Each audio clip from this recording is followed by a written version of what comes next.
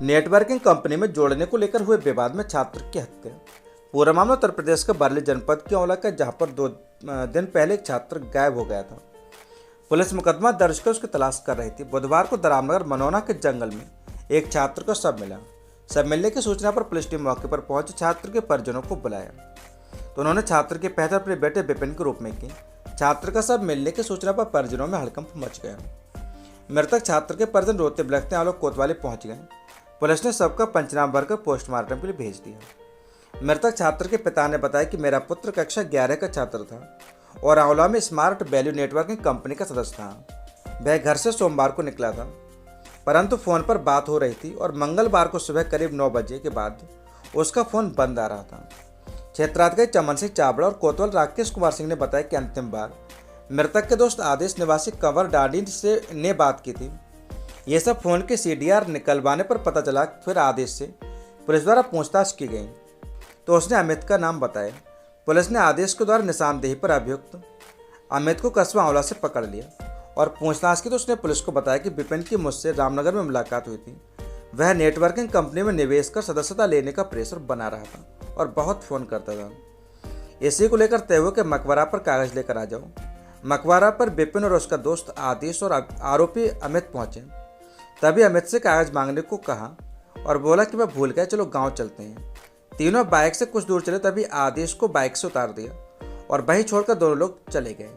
Vipin motorcycle चला रहा था, अमित पीछे बैठा था। बताए ग्राम मनोना के समीप कच्चे रास्ते पर जा रहे थे। तभी अमित ने विपिन का गला दबा दिया और उसकी मौत हो गई। उसे गेहूं के खेत में डालकर बाइक लेकर चला गया। आंवला पुलिस ने चंद घंटों में हत्या का खुलासा कर दिया। सच से कनेक्शन के लिए आंवला से SP शर्मा की रिपोर्ट। थाना आंवला के अंतर्गत एक युवक 18 वर्षीय विपिन पुत्र पप्पू, ये थाना आंवला का निवासी था और ये 5 तारीख को अपने घर से दोस्तों के साथ मिलने को लेकर चला गया था और इसमें जब शाम को वापस नहीं आया तो उनके पिता के द्वारा थाना आंवला पर सूचना दी गई। पुलिस के द्वारा उसमें मुकदमा पंजीकृत किया गया और इसके बाद जो युवक है, लापता युवक है, उसको ढूंढने का प्रयास किया जाने लगा और जो युवक के जो फ़ोन नंबर थे और उसके जो दोस्त जो अंतिम बार उसके साथ देखे गए थे उनको बुलाकर पूछताछ की गई। तो उसमें एक जो उनका मित्र है अमित नाम का, जो 20 वर्षीय है, इससे पूछताछ की गई तो उसने बताया कि ये जो लापता युवक है इसने हत्या कर दी है और इसका जो शव है वो एक खेत में वहाँ पे फेंक दिया है। पुलिस के द्वारा जो अभियुक्त विपिन है उसकी निशानदेही पर जो लापता युवक है उसका शव को बरामद किया गया और जो कारण पता लगे वो इस प्रकार से थे कि इसमें स्मार्ट वैल्यू नाम की एक मल्टीलेवल मार्केटिंग कंपनी है जिसमें कि जो मृतक है वो उसका एक मेंबर था, सदस्य था और वो बार बार जो अभियुक्त है उसको बार बार उसमें निवेश करने के लिए कहता था और निवेश करने की बात को लेकर दोनों में आपस में झगड़ा हुआ जिसमें कि अभियुक्त के द्वारा गला दबाकर उसकी हत्या कर दी गई और उसका जो शव है वो एक खेत में फेंक दिया गया। इस पूरे प्रकरण में जो पूर्व में पंजीकृत मुकदमा है उसको धारा 302 में तरमीम करके इसमें अभियुक्त को गिरफ्तार करके जेल भेजा जा रहा है और इसमें कठोर से कठोर दंड के लिए पुलिस की तरफ प्रभावी पैरवी इसमें की जाएगी। उत्तर प्रदेश के बरेली जनपद के तहसील आंवला नगर के रेलवे स्टेशन पर रात्रि में सद्भावना एक्सप्रेस आने पर एक व्यक्ति आए चपेट में, मौके पर हुई मौत। पुलिस चौकी स्टेशन आंवला RPF चौक के इंचार्ज सत्य प्रकाश ने बताया कि उसकी शिनाख्त नहीं हो पाई है। सच से कनेक्शन के लिए आंवला से SP शर्मा की रिपोर्ट। आंवला में नहीं थम रहा चोरी का सिलसिला, चोरों ने फिर बनाए घर को निशाना। पूरा मामला उत्तर प्रदेश के बरेली जनपद के औला का, जहां पर नगर के भुर्जी टोला में देर रात लगभग 1 बजे अज्ञात चोर विजय कुमार चंद्रा के घर में घुस गए। कमरे का ताला तोड़कर लगभग 1.5 लाख रुपए का सामान चोरी कर लिया। विजय कुमार ने पुलिस को तहरीर देकर बताया कि मेरा मकान शिव मंदिर के पास है, जिसमें मैं स्वयं अपने परिवार के साथ रहता हूँ, जिसमें मेरे बड़े भाई का लड़का चंद्रशेखर भी रहता था, जो वर्तमान में अलीगढ़ में रहता है।